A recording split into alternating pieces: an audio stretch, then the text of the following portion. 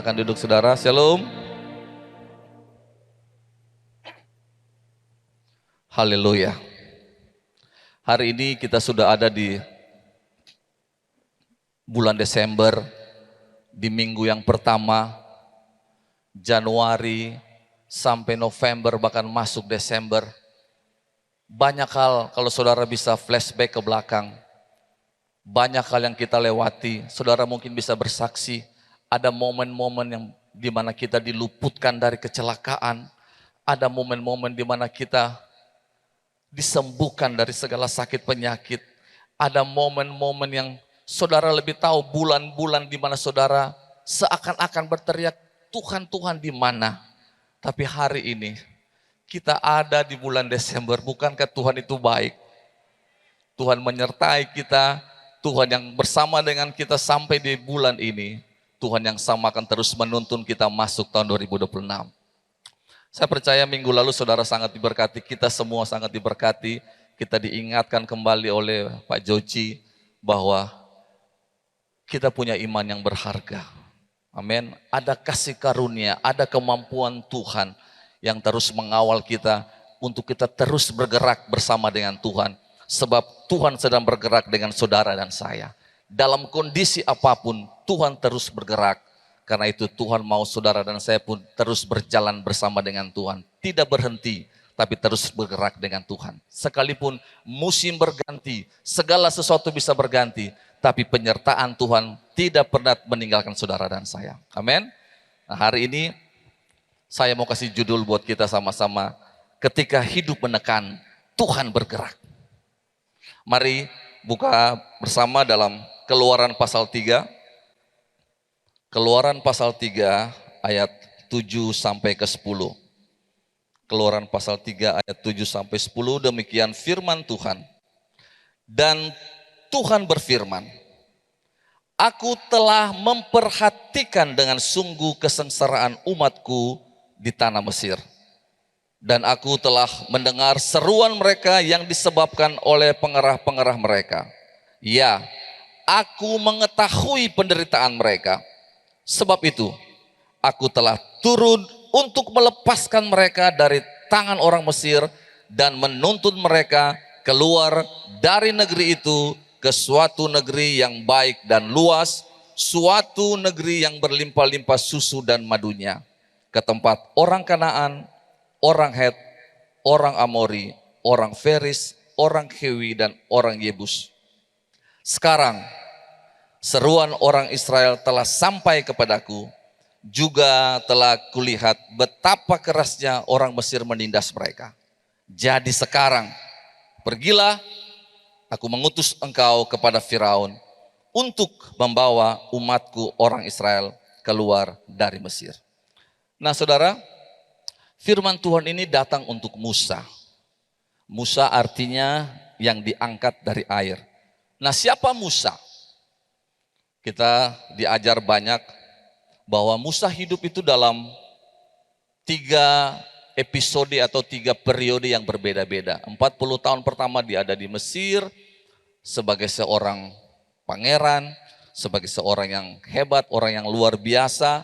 Bahkan dia menjadi orang yang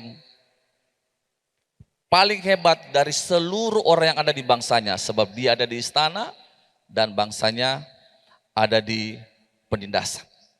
Nah saudara, Alkitab mencatat waktu Musa berumur 40 tahun, Musa mulai keluar melihat keadaan saudara-saudaranya. Waktu itu dia melihat orang Ibrani bagaimana mereka dianiaya oleh tentara Mesir. Lalu karena hatinya yang rindu untuk menolong, untuk menyelamatkan bangsanya, lalu dia coba menolong orang Ibrani itu, lalu dia membunuh tentara Mesir, lalu dia tutup dengan pasir. Sangkanya bahwa pasti keluarganya ini tahu bahwa Allah memakai dia untuk menyelamatkan orang Ibrani. Tetapi kenyataannya mereka tidak mengerti. Keesokan harinya ada 2 orang lagi yang berantem berkelahi. Musa coba melerai, terus yang satu yang bersalah langsung bilang buat Musa, memang kamu siapa? Siapa yang mengangkat kamu menjadi hakim atas kami? Nah mulai dari saat itu Musa ketakutan. Nah, itulah momen di mana dia mulai lari tinggalkan Mesir, dia tinggalkan bangsanya, lalu dia ada di tanah Midian, ada di padang gurun.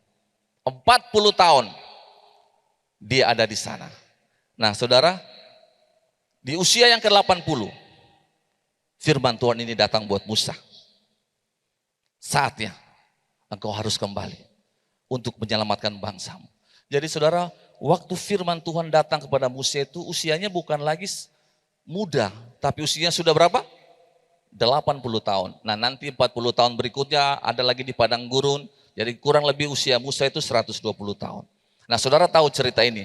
Nah, pertanyaannya, mengapa Tuhan cari orang seperti Musa ini? Lalu punya tugas untuk berangkat ke Mesir untuk menyelamatkan bangsa Israel ini. Kita mundur sebentar dalam Keluaran 2 ayat yang ke-23. Keluaran 2 ayat 23 situ bilang bahwa lama sesudah itu matilah Raja Mesir, tetapi orang Israel masih mengeluh karena perbudakan dan mereka berseru-seru sehingga teriakan mereka minta tolong. Sehingga teriak mereka minta tolong karena perbudakan itu sampai kepada Allah. Nah saudara, kenapa orang Israel harus ada dalam perbudakan di Mesir? Kalau saudara baca di Kejadian pasal 1 itu, pertama kali orang Israel datang ke Mesir itu, Yusuf sudah ada di sana. Yakub dan anak-anaknya dan keturunannya kurang lebih mereka cuma 70 orang mereka masuk di tanah itu. Lalu tahun berganti tahun jumlah mereka semakin banyak, bahkan Alkitab mencatat tak terbilang jumlahnya. Lalu matilah Yusuf, matilah seluruh orang-orang seangkatannya, semua mati, lalu bangkitlah, Alkitab bilang bahwa bangkitlah seorang raja yang tidak mengenal Yusuf. Nah, waktu Israel semakin banyak, orang-orang Mesir mulai ketakutan, lalu mereka bilang tidak bisa membiarkan bangsa ini besar melebihi kita. Lalu mereka mulai berusaha untuk bagaimana mereka tidak ada pergerakan, mereka coba bunuh seluruh bayi-bayi laki-laki, tapi Tuhan tetap menjaga memelihara mereka. Saudara, mereka mulai ditindas, mereka mulai mulai dikasih pekerjaan paksa di sana untuk membuat kota-kota pertahanan, bagaimana mereka harus buat buat batu bata, mereka ditindas, saudara, sampai Kejadian 2 ayat 23 tadi, mereka berseru-seru kepada Tuhan. Saudara, mereka ditindas bukan 1-2 tahun, bukan berpuluh-puluh tahun, tapi Alkitab mencatat ratusan tahun. Mereka ditindas ratusan tahun, mereka berteriak. Saudara, kata berseru-seru itu kalau ditafsirkan, mereka berteriak dengan suara keras, bukan berteriak dalam hati. Tuhan, Tuhan di mana? Tuhan saya lihat kak. Tuhan saya lihat ketong dianiaya, Tuhan tidak lihat kan dicambuk. Saudara, mungkin tangan satu pegang linggis, tangan satu pegang batu. Mereka terus berteriak kepada Tuhan. Dan itu bukan 1-2 tahun. Ratusan tahun dari generasi ke generasi terus teriakan mereka berseru kepada Tuhan. Dan suara itu sampai kepada Tuhan. Dan Tuhan berfirman buat Musa. Keluaran 3 ayat 7. Saudara perhatikan. Keluaran 3 ayat 7 Tuhan mulai berfirman. Aku telah memperhatikan dengan sungguh kesengsaraan umatku di tanah Mesir. Aku telah mendengar seruan mereka yang disebabkan oleh pengarah-pengarah mereka. Ya, aku mengetahui penderitaan mereka. Saudara perhatikan, ada 3 kata kunci di situ. Aku memperhatikan, aku mendengar, dan aku mengetahui. Memperhatikan apa? Tuhan memperhatikan dengan sungguh perlakuan yang tidak adil yang mereka alami. Tuhan mendengar seruan mereka waktu mereka disiksa. Dan Tuhan mengetahui kondisi real apa yang terjadi atas umatnya bangsa Israel. Saudara, kata memperhatikan dengan sungguh itu dia pakai bahasa aslinya tuh ra'o ra'iti. Dari akar kata ra'ah itu bukan memperhatikan. Lebih kayak Tuhan melihat, Tuhan memahami, dan Tuhan mengamati dengan sungguh-sungguh. Jadi bukan cuma melihat sekilas gitu, enggak. Gitu. Tapi Tuhan kasih perhatian yang lebih lagi. Jadi Allah bukan cuma melihat, tapi Allah kasih perhatian, memahami, dan Allah merasakan apa yang dialami oleh umat Tuhan. Itu kata Allah memperhatikan dengan sungguh. Jadi bukan Tuhan diberitahu bahwa Tuhan, tolong lihat dulu, itu dong kenapa enggak. Tapi Tuhan sendiri yang memperhatikan dan memperhatikan dengan sungguh-sungguh. Dan bukan memperhatikan saja, Allah turut merasakan penderitaan yang dialami oleh umat Tuhan. Lalu aku mendengar, Tuhan bilang, aku mendengar seruan mereka yang disebabkan oleh pengarah-pengarah mereka. Kata mendengar itu dia pakai kata samati. Samati artinya aku mendengar dan memberi perhatian. Jadi bukan mendengar sambil lalu. Oh iya, kayak gitu tuh gosip. Oh iya. Enggak, tapi Tuhan dengar dengan kasih perhatian, Tuhan memasang telinga, jadi bukan cuma dengar secara fisik, tapi Tuhan dengar dengan penuh empati untuk siap bertindak untuk menyelamatkan bangsa Israel. Nah kalau saudara perhatikan dua kata ini, Allah mengetahui, Allah mendengar, seakan-akan Tuhan mau kasih kesan bahwa lewat panca indera Tuhan bukan cuma melihat, tapi Tuhan melihat dan memperhatikan dengan sungguh. Tuhan bukan cuma dengar dengan telinga, tapi Tuhan dengar dengan seksama apa yang dialami oleh umat Tuhan. Saudara, kita semua pasti pernah nonton film The Passion. Ya, saudara bisa bayangkan. Coba pas adegan Yesus dicambuk, coba saudara tutup mata saudara dengan kain ikat, lalu saudara cuma dengar cambukan itu. Pas. Saudara, dalam hitungan detik, pasti dalam pikiran saudara langsung terjadi visualisasi bagaimana cambukan itu mulai merobek pinggangnya. Saudara pasti ais. Makanya waktu Tuhan pakai kata itu, saudara, samati itu artinya hati Allah terguncang waktu dengar semua cambukan yang sedang terjadi oleh umat Tuhan.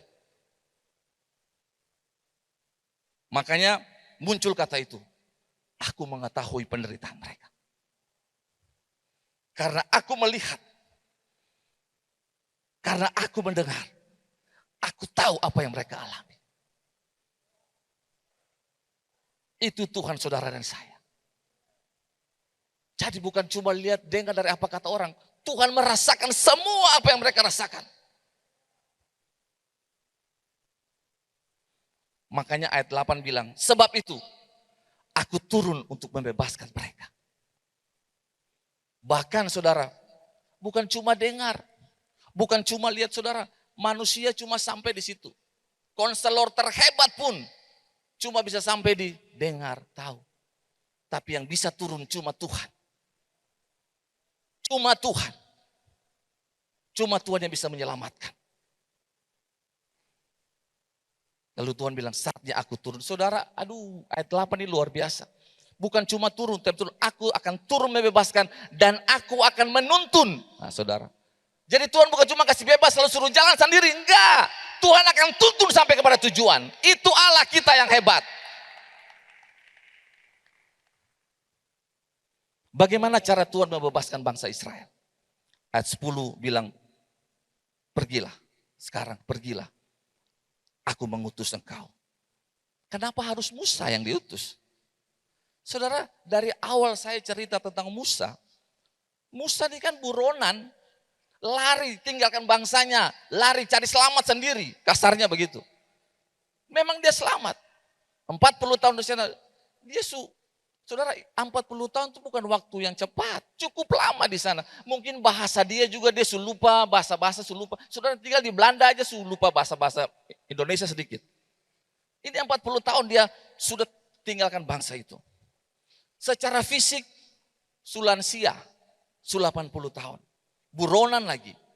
Pasti kalau dia kembali dia punya pikiran juga. Pasti dia akan ditolak karena dia dicari kok. Dia bukan orang yang baik-baik. Dan kalau Tuhan mau pun gak perlu pakai Musa, saudara. Kalau Tuhan mau pakai kuasanya, Tuhan cuma bilang, tidur. Tidur selesai. Karena Tuhan berkuasa, dia bisa bikin apa saja. Tapi Tuhan gak begitu. Tuhan bilang, pergilah, aku mengutus engkau. Tuhan pakai seorang lansia dan buronan. Ternyata saudara, dari mulai perjanjian lama sampai perjanjian baru, Tuhan selalu melibatkan manusia untuk karya dan rencananya, termasuk orang-orang yang mungkin sudah tidak dianggap dan tidak dipedulikan. Tuhan pakai seperti Musa yang adalah buronan, dipakai oleh Tuhan untuk menyelamatkan bangsa Israel. Haleluya. Nah, itulah kira-kira kisah dari Keluaran 3 ayat 7 sampai 10 ini. Nah, dari perjalanan ini, dari semua yang saya sampaikan ini, apa yang saudara dan saya bisa ambil untuk kita hidupi di musim yang sekarang ini, dalam kondisi yang sekarang ini? Yang pertama, poin yang pertama, Allah kita Allah yang memperhatikan. Tuhan memperhatikan, Tuhan mendengar, Tuhan mengetahui. Saudara, 3 kata ini kalau kita rangkumkan jadi satu kalimat, cuma satu saja. Tuhan memperhatikan kesengsaraan umatnya, sesah yang mereka alami Tuhan dengar, Tuhan mengetahui derita mereka. Satu kalimat yang bisa kita bilang buat Allah kita adalah Allah yang peduli dengan umatnya. Haleluya. Allah peduli dengan pergumulan umatnya. Hari ini kalau saudara sedang merasa seperti disesah dalam pergumulan, engkau sedang meraung-raung, ada kabar baik buat saudara dan saya. Allah yang kita sembah dari tadi itu Allah yang peduli terhadap saudara dan saya. Dia tidak pernah tinggalkan saudara. Mungkin orang-orang di sekitar sudah tidak peduli dengan saudara. Keluarga pun sudah tidak peduli. Bahkan mereka tidak bisa mengerti apa yang saudara dan saya rasakan. Bahkan mungkin saudara sendiri pun tidak bisa menjelaskan apa yang kita rasakan. Tapi hari ini saya mau bilang, Tuhan bukan cuma melihat, tapi Tuhan memperhatikan dengan sungguh-sungguh apa yang saudara dan saya rasakan. Saudara yang mungkin hari ini sedang ada melihat secara online, sedang terbaring di tempat tidur karena sakit, Tuhan memperhatikan engkau. Tuhan peduli dengan keluargamu. Tuhan memperhatikan orang tuamu. Tuhan memperhatikan anak-anak kita, saudara.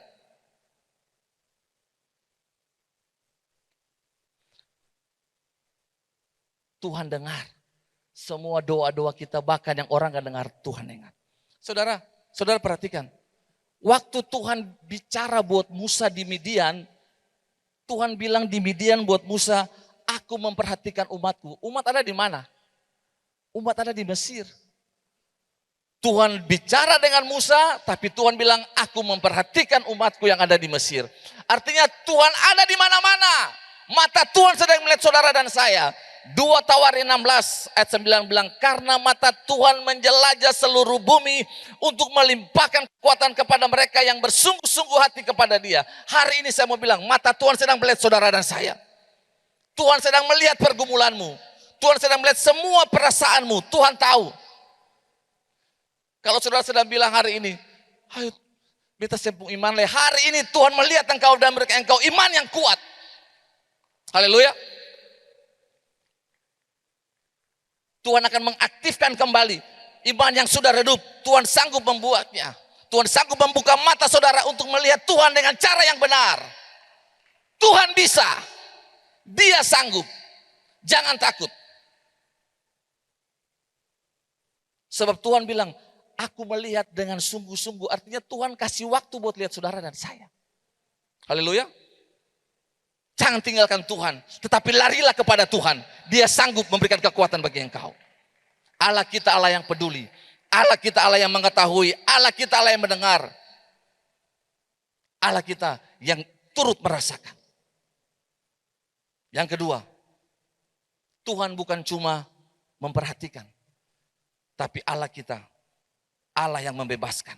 Makanya ayat 8 di situ bilang, sebab itu aku turun untuk melepaskan mereka dari tangan orang Mesir untuk menuntun mereka. Saudara, Allah kita Allah yang membebaskan. Tuhan tidak mau Israel ada di Mesir. Tuhan juga tidak mau saudara dan saya ada di Mesir.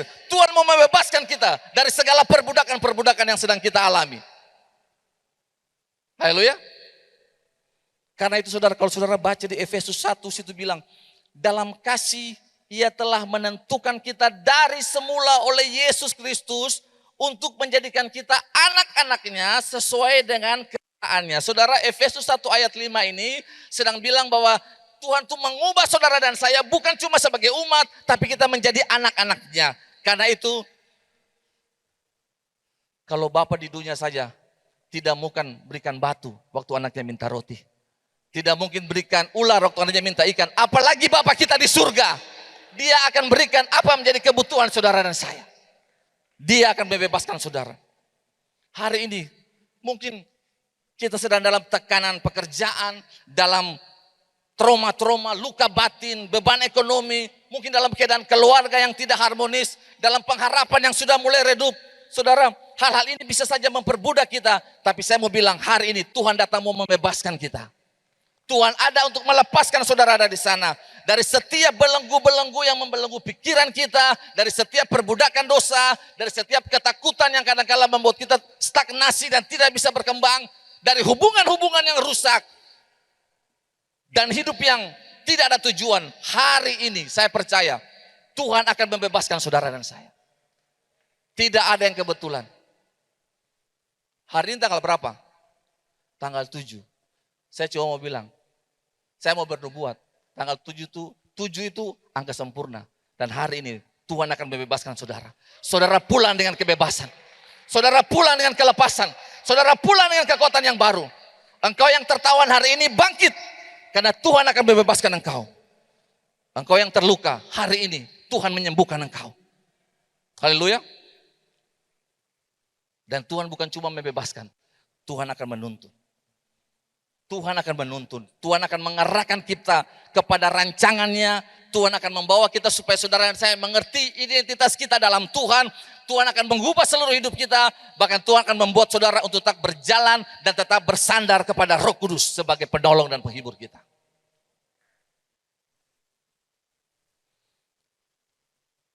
Kadang-kala kan kita cuma minta Tuhan, keluarkan saya dari masalah ini. Saudara cuma minta keluarkan.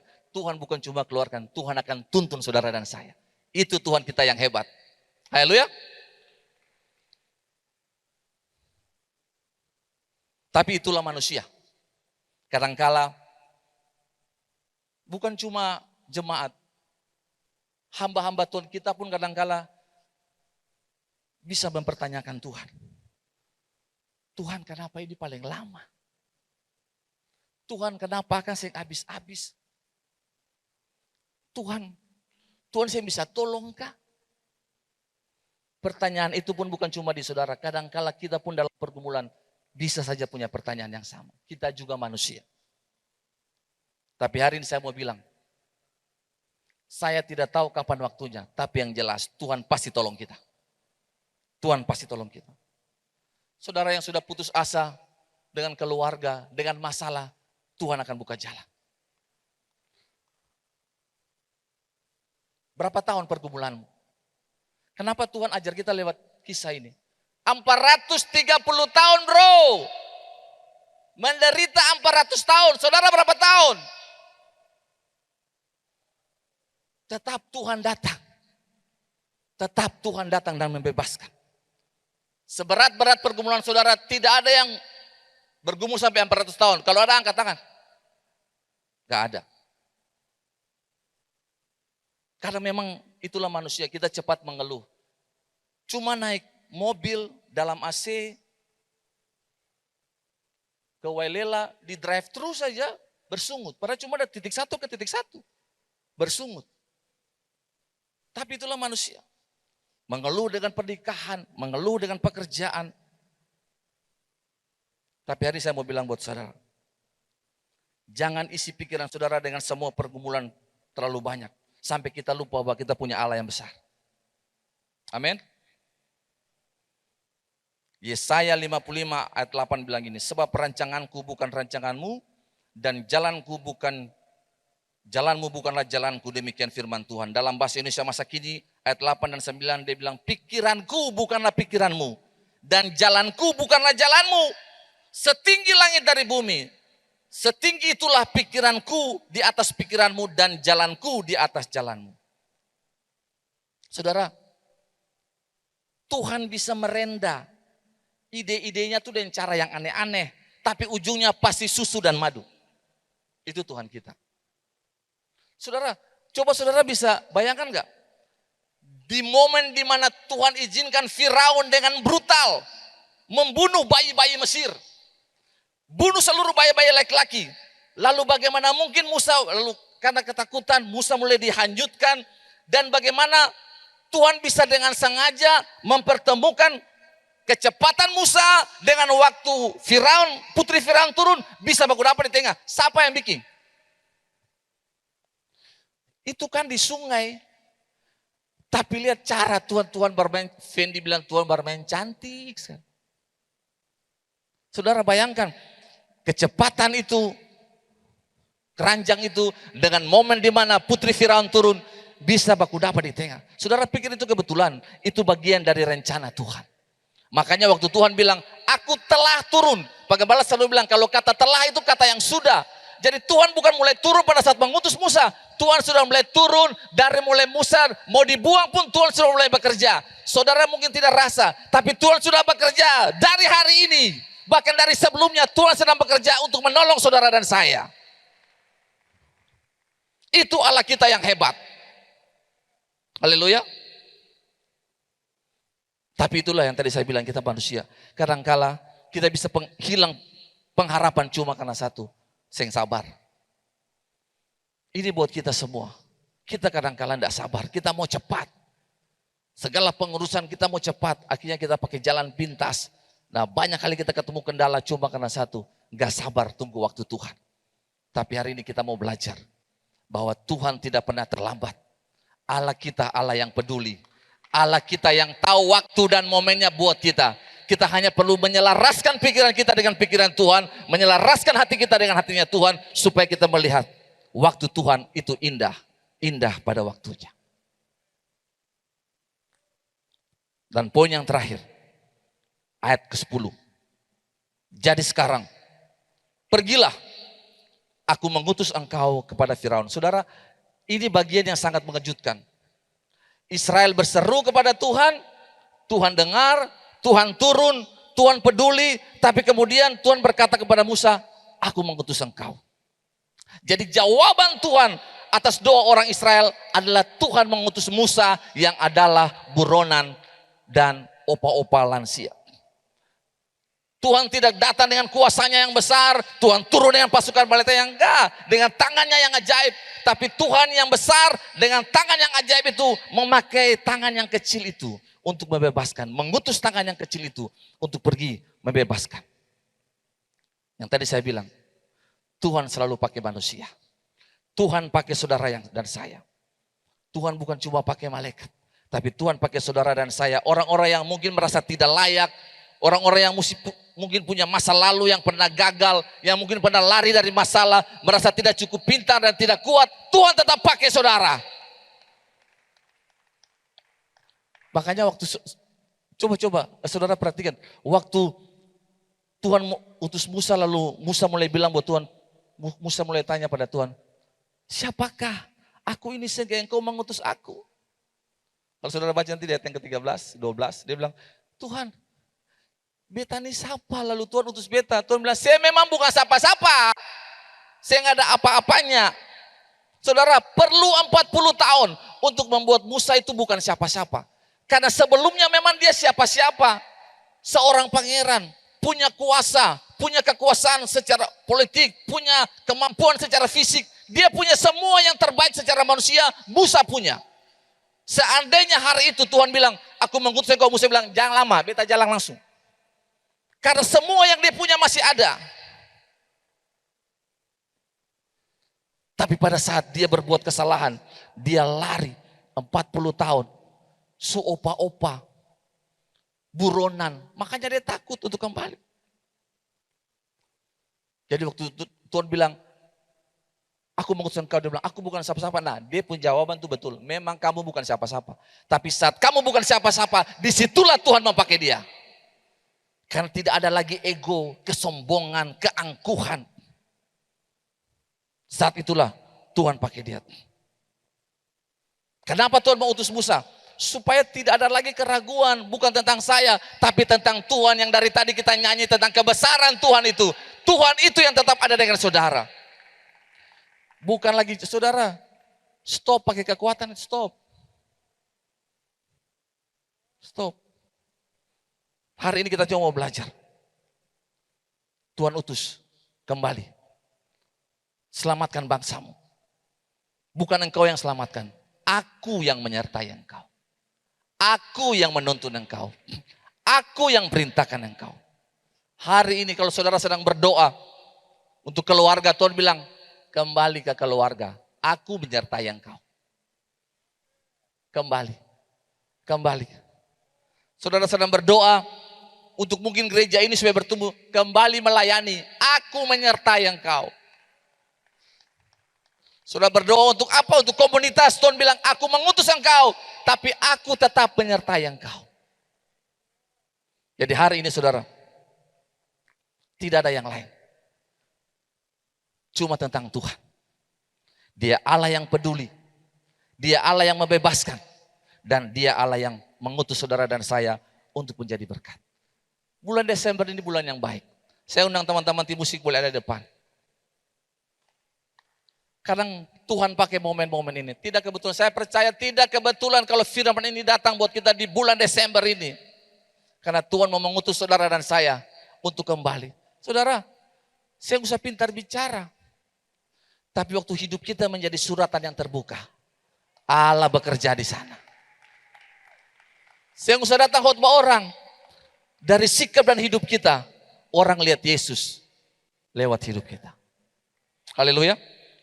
Jadi hari ini saudara, Tuhan tetap berkata, Tuhan peduli dengan engkau.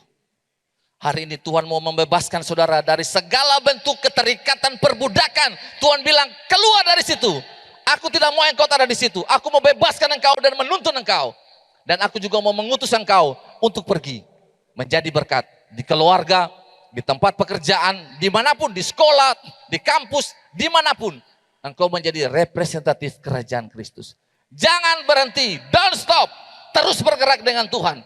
Sebab dalam situasi yang menekan, Allah bergerak bersama dengan saudara.